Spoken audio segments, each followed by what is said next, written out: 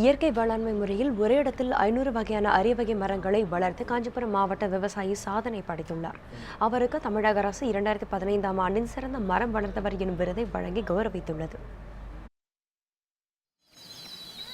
காஞ்சிபுரம் மாவட்டம் உத்திரமேரூர் அருகே உள்ளது கைத்தண்டலம் கிராமம்.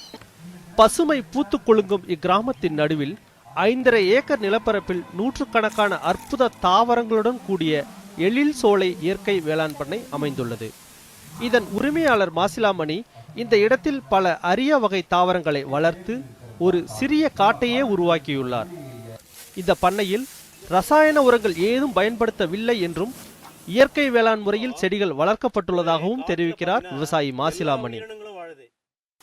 வரக்கூடிய மாணவனுக்கு இங்கே மரங்கள் சம்பந்தமான அறிவியல் சம்பந்தமான விஷயங்களை தொகுத்து அவங்களுக்கு கொடுத்துருக்குறோம்.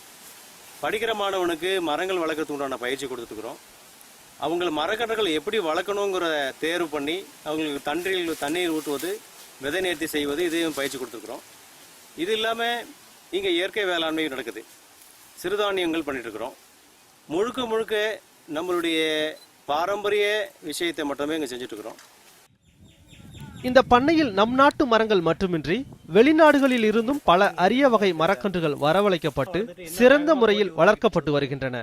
இந்த பண்ணையில் வில்வம், செண்பகம், ருத்ராட்சம், மகாவில்வம், நீரழிவு நோயினை கட்டுப்படுத்தும் மஞ்சக்கடம்பா உள்ளிட்ட 500க்கும் மேற்பட்ட அரிய வகை தாவரங்களும் வளர்க்கப்பட்டு வருகின்றன.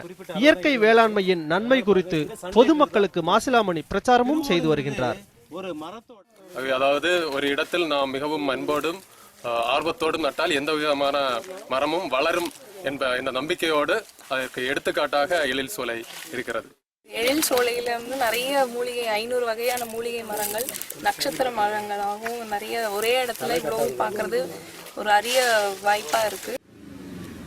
அரிய வகை மரங்களை ரசாயனம் ஏதுமின்றி மரங்கள் வளர்க்கப்பட்டுள்ளதால் 2015ஆம் ஆண்டிற்கான சிறந்த மரம் வளர்ப்பவர் விருது வழங்கி தமிழக அரசு கௌரவித்துள்ளது. விவசாயி மாசிலாமணிக்கு தமிழக கூடுதல் வன பாதுகாப்பாளர் இருளாண்டி விருதினையும் சான்றிதழையும் வழங்கி பாராட்டியுள்ளார்.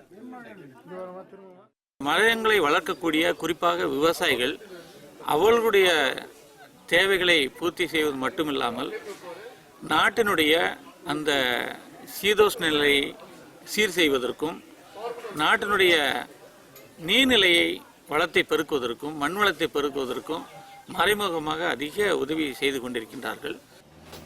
பூமி பந்தின் உயிர் நாடியே முறையான மற்றும் இயற்கையான முறையில் வளர்க்கப்படும் தாவரங்கள் தான் உலகில் உள்ள கோடிக்கணக்கான உயிரினங்களின் வாழ்தல் முறையே மனித இனத்தை அழியாமல் பாதுகாக்கும்.